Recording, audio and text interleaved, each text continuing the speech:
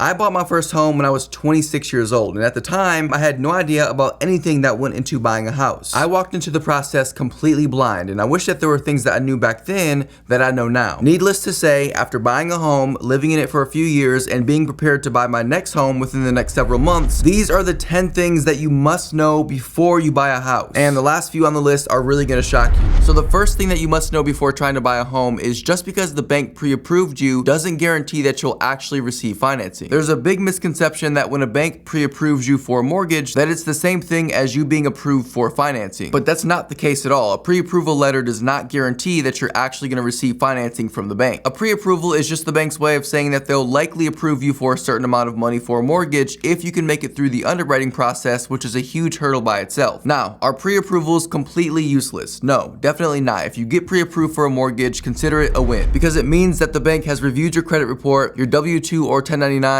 your assets, and your debt to income ratio, and they've determined just by looking at the surface of that information that they would consider lending you money for a house. Now, when it comes to the pre-approval, just because the bank pre-approves you for a certain amount of money doesn't mean you should use it all. When my wife and I bought our first home, we were actually pre-approved for a mortgage that was more than double what we ended up spending. You see, the bank looks at your income, how much debt you have, and your credit score, and they use that information to calculate how much home they think you can actually afford. But just because the bank thinks that you can buy a certain amount of house does not make it a fact, because you also have to consider other factors in the future that may be completely out of your control. For example, you might have a steady income with a secure job now, but obviously that job is never guaranteed. And so the last thing you want to do is buy a home that's at the very top of what you can afford based on your salary, but then end up in deep trouble if you were to ever lose that job or end up in some other type of financial hardship. Plus, having a smaller mortgage means that you have more money at the end of each month to save and invest. And so even if the worst case scenario were to happen, like you lost your job, because your mortgage isn't massive, you'll still be able to make ends meet until you find a new job. And that actually brings us to the next point, which is you do not want to be house broke. Being house broke means that you're spending a significant portion of your income on your house. This includes your mortgage payments, insurance, taxes, maintenance, utilities, and anything else associated with your house. When you're house broke, at the end of each month, you barely have enough money to afford the basic necessities in life, like groceries, a car, or even just basic entertainment. It's often recommended that your mortgage not make up more than 28% of your income. For example, if you earn $50,000 per year, then ideally you shouldn't be spending more than about $1,200 per month on your mortgage, or about $1,400 per year. If you're spending, say, $2,000 per month on a mortgage, then that's $24,000 per year, which is almost half of your entire income, which is not a good spot to be in, especially considering that your mortgage is just one part of the cost of owning a home. You see, because there are other expenses that most people aren't even considering when they're buying a home. And oftentimes, a lot of these expenses are hidden and completely unexpected. Now, some of the expected expenses include property taxes, which depending on where you live and the size of your house could be anywhere from a few $100s per month to a few $1,000s per month. The national average rate for property taxes is currently a 1.1% of the home's assessed value. And so if you own a $200,000 home, then you can expect to pay around $2,000 per year in taxes. Another expected expense is homebuyer's insurance. Nearly all banks and mortgage companies will require that you have this before they actually lend you money. Luckily though, the cost of homeowner's insurance is typically built into the actual mortgage payment, which is really convenient. But aside from all of the expected expenses, there are also a lot of unexpected expenses. And some of these things, like your home's HVAC system, the electrical system, the roof, will have to be replaced at some point in the future. Those things don't just last forever, and I can guarantee you that it's not going to be cheap. We just recently had to replace our 20-year-old HVAC system in our home, and it cost a little bit over $10,000, just to kind of give you an idea. Now, I know all of that sounds really scary, but I promise you I am not trying to scare you out of home ownership. I personally love owning a home, and I could never imagine renting again. The next thing that you should know before buying a house is that your credit score is extremely important. Your credit score can determine if you even qualify for a mortgage in the first place, and it can also affect your mortgage rate. And depending on what the mortgage rate is for your mortgage, could be the difference of you paying potentially hundreds of thousands of dollars worth of extra interest over the lifetime of the loan. And so it's highly recommended that you build up your credit score to be at least in the good range, which sits between a 670 and a 739. Now, can you still get a mortgage with a lower credit score? Technically, yes, but as you'll see a little bit later on in this video, having a lower credit score can affect things like the type of mortgage that you qualify for, as well as what we just talked about, how much extra you're having to pay in interest over the lifetime of the loan. For example, suppose you wanted to buy a $300,000 house and you put down 20% to buy it. Well, based on today's mortgage rates, you would have to pay about $1,810 per month for your mortgage. However, if instead of a 780 credit score you had a 680 credit score, your monthly payments would increase to about $2,000. That's $200 more every month that you have to pay because your credit score is lower. And that's why it's so important that you keep track of your credit score. And in my opinion, one of the best ways to do this is by using a credit score tool like Smart Credit. Smart Credit is an all-in-one money and credit management platform. Their easy to use interactive tools include things like Score Builder, which shows you exactly what's helping or hurting your credit score and lets you take action on those negative accounts by sending a letter directly to your creditors with the push of a button. And then they've got my personal favorite tool, which is Score Boost. So Score Boost is a patented tool that helps you get points fast by leveraging your credit card pay by dates. Let's say, for example, that you currently have a 639 credit score. However, to get a mortgage, you know that you at least want a 680. Well, you can use this intuitive slider to see how much of your current debt you would have to pay off to reach a 680. And users see results in their first month. Let's face it, your credit score impacts virtually every area of your life. And for the past 2 decades now, Smart Credit has helped millions of Americans better their credit score and their finances. Control your future credit score and get started with Smart Credit today using the link in the description below or the pinned comment and get a 7-day trial for just $1. The next thing that you must know before buying a house is that you aren't actually required to put down 20%. Now, I don't know about you, but I used to always think that you had to put down a minimum 20% on a home to get a mortgage. But in reality, most banks and mortgage companies will let you put down as little as 3% and still be approved. And some loans will even let you buy a home for as little as 0% down. Now, typically, putting down this little on a house will require that you have a good credit score, and most lenders will accept a credit score of 620 and above. However, even if your credit score is in the 500s, you can still be approved for a loan with as little as 3.5% down by using an FHA loan. Additionally, if you're a military veteran or are currently serving in the military, then you can qualify for a VA loan which has no down payment requirements and very little closing costs. Plus, VA loans do not require any private mortgage insurance. Now, with that being said, it's important to mention that there are additional costs associated with your mortgage if you don't put down at least 20%. With a conventional mortgage, typically if you're putting down less than 20% on the home, then the bank is going to require that you get private mortgage insurance or PMI. And this is basically insurance that protects the lender in case you end up not paying your mortgage. Now, depending on the cost of the home will change how high the monthly PMI is. For example, on a $200,000 home that you put down 3% on, you can expect to pay a monthly PMI of about $80. The good news though is that your PMI goes away automatically once your mortgage balance reaches 78%. In other words, once you've paid off about 22% of your home. Now, with an FHA loan, you'll be required to pay what's called a monthly mortgage premium or MIP, which is very similar to the PMI on a conventional loan. It's very critical that you understand that if you put down less than 10% on an FHA loan, that the MIP will stay with you for the lifetime of the loan. If you put down more than 10% on an FHA loan, then the MIP will stay with you for 11 years. However, you can always refinance out of the FHA loan into a conventional loan to get rid of the MIP insurance, and assuming that you put down at least 20% on the conventional loan means that you won't also have to pay for the PMI on the conventional loan. The next thing that you should know is that a home purchase involves contracts, and contracts can and in many cases should be negotiated. You may have assumed that the stainless steel appliances in the kitchen were part of the home purchase. You may have even assumed that the beautiful chandelier in the dining room was part of the house, but to your surprise, when you close on the house and you move in for the first day, you find that none of the stainless steel appliances are there, and what's even worse is that the beautiful chandelier that you practically bought the house for is gone and replaced with some cheap LED light. Oftentimes, when people are buying homes, they forget that virtually everything is up for negotiation. You can negotiate the price down on the house if you want. You can have the seller pay for closing costs. You can have the seller